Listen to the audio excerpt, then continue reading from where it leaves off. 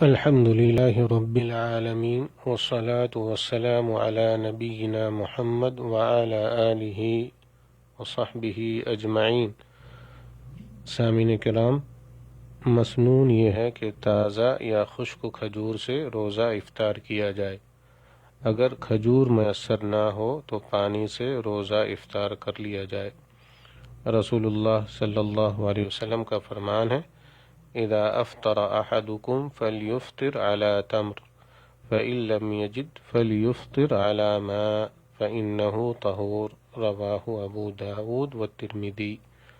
جب تم میں سے کوئی افطار کرے تو اسے چاہیے کہ کھجور سے افطار کرے، اگر اسے کھجور میسر نہ ہو تو پانی سے افطار کر لے، اس لیے کہ پانی پاکیزہ ہے۔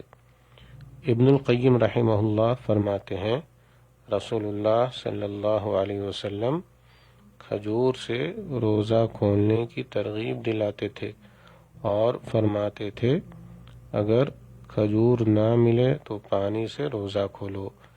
یہ دلیل ہے کہ آپ اپنی امت کے لیے سراپا مشفق اور خیرخواہ تھے، کیونکہ معدہ خالی ہونے پر میٹھی چیز کو تناول کرنا قبول کرتا ہے اور اس سے معدے کو تقویت ملتی ہے۔